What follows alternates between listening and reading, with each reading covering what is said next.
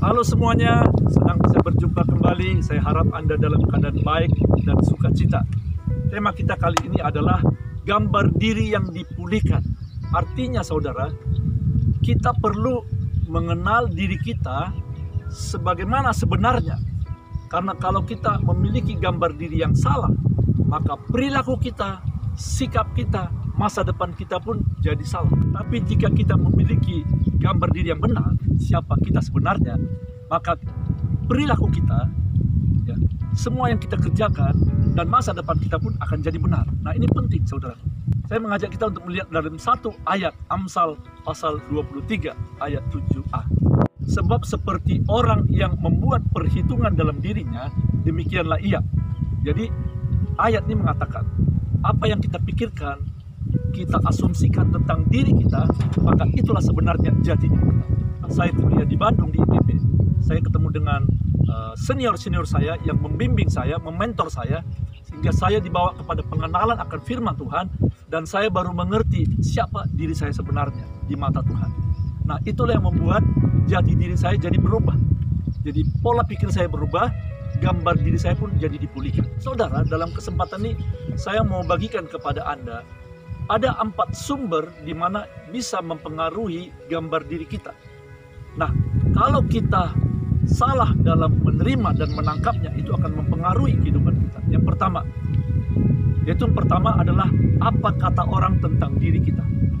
Mungkin ada orang yang pernah dibully, ya, dibully oleh gurunya, temannya, atau orang tuanya, dan kata-kata mereka mengatakan, kamu anak yang tidak berguna, kamu anak pembawa sial, kamu tidak bisa berhasil.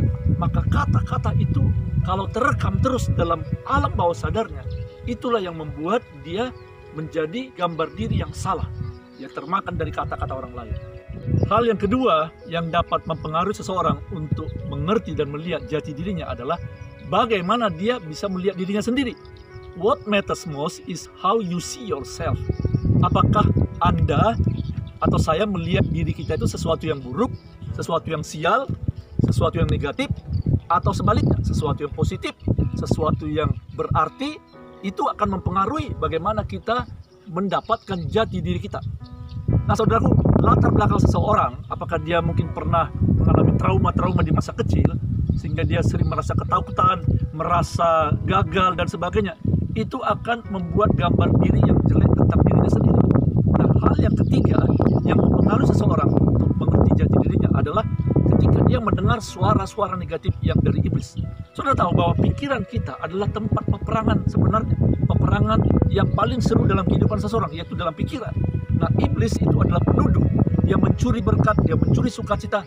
Jadi iblis berusaha untuk menanamkan pikiran-pikiran negatif dalam diri seseorang. Yaitu pikiran Anda tidak layak, Anda adalah latar belakang keluarga yang tidak diberkati, Anda sering gagal, keluarga Anda, kemudian tuduhan-tuduhan itu sering kita dengarkan, maka itu akan membentuk satu pola pikir, dan itulah yang membentuk jati diri kita.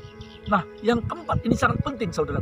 Tadi pertama adalah perkataan orang lain, yang kedua dari dirinya sendiri melihat apa dirinya, dan yang ketiga adalah mendengarkan suara-suara negatif dari iblis, dan yang keempat ini paling penting, yaitu apa kata firman Tuhan tentang diri Anda. Saudara mungkin tahu cerita tentang Daud, bagaimana Daud itu adalah seorang yang mengalami banyak penolakan selama hidupnya. Dia ditolak oleh ayah dan ibunya, tidak diperhitungkan. Dia juga ditolak oleh abang-abangnya, dianggap remeh karena dia seorang gembala, anak bungsu. Dia juga dihina oleh istrinya, bahkan dipermalukan oleh anaknya Absalom. Dan Raja Daud, dia dikejar-kejar oleh Saul, mau dibunuh oleh Saul, dan dia dibenci oleh Saul padahal dia pahlawan. Nah saudaraku, hal-hal ini sebenarnya membuat Daud bisa menjadi gagal dalam hidupnya, tetapi tidak. Kenapa saudaraku? Karena dia memiliki gambar diri yang benar, ya. Dia memegang dalam Mazmur 139 ayat 14 yang berkata, kejadianku dahsyat dan ajaib, dan jiwaku benar-benar menyadarinya. Itulah yang membuat Daud percaya diri. Dia bersyukur pada Tuhan bahwa Tuhan mengasihi dia, Tuhan tidak pernah menolak dia, dan dikatakan bahwa aku berharga di mata Tuhan. Nah saudara, dalam kesempatan ini saya mengajak kita untuk merenungkan apa kata firman Tuhan tentang diri Anda sebenarnya. Jangan dengarkan kata-kata sumbang, jangan dengarkan kata-kata negatif. Tetapi dengarkanlah apa kata-kata firman Tuhan tentang diri Anda sebenarnya. Anda dan saya adalah berharga di mata Tuhan. Sebagaimana berharganya, yaitu kematian Yesus di kayu salib, darahnya dicurahkan untuk mengampuni dosa. Itu adalah membuktikan bahwa Anda dan saya sangat-sangat berharga di mata Tuhan. Nah saudaraku, mari kita belajar satu tokoh lagi. Yang dalam kitab Hakim-Hakim pasal 6, dia adalah Gideon. Dikatakan bahwa Gideon bersama dengan bangsa Israel, mereka dijajah oleh bangsa Midian selama 6 tahun. Jadi mereka tertindas, mereka merasa hidupnya sia-sia, apapun yang dikerjakan terus dirampas oleh bangsa Midian. Dan hidup mereka lari ke sana, lari ke sini dalam ketakutan. Jadi mereka merasa bahwa hidup mereka itu benar-benar sial, tidak ada artinya. Sampai suatu saat, malaikat Tuhan bertemu dengan dia, dan Tuhan berkata melalui malaikat, "Hai Gideon, pahlawan yang gagah perkasa." Nah semenjak itulah pikiran Gideon diubahkan. Pola pikirnya diubahkan. Tadi dia merasa bahwa dirinya itu sia-sia, tak ada gunanya, ditindas, gak ada punya masa depan. Tapi setelah dikatakan oleh malaikat, "Hai Gideon, pahlawan yang gagah perkasa," maka itu membukakan pola pikirnya bahwa dia itu benar-benar ada artinya di hadapan Tuhan. Dan saudara tahu ceritanya, bagaimana Gideon akhirnya diangkat Tuhan untuk membawa bangsa Israel bertempur melawan orang Midian dalam jumlah yang sangat besar. Dan Gideon hanya membawa 300 orang, jumlah yang sangat kecil, membunuh 120.000 orang lebih bangsa Midian yang besar. Karena apa saudaraku? Karena Gideon sudah menemukan jati dirinya, siapa dirinya di hadapan Tuhan. Mari kita lihat ciri-ciri orang yang gambar dirinya atau jati dirinya belum dipulihkan. Tidak percaya diri. Ya, mereka memakai topeng dalam hidupnya. Karena tidak mengerti siapa jati diri mereka sebenarnya. Nah, saudaraku, ada namanya istilahnya modal dusta. Ya.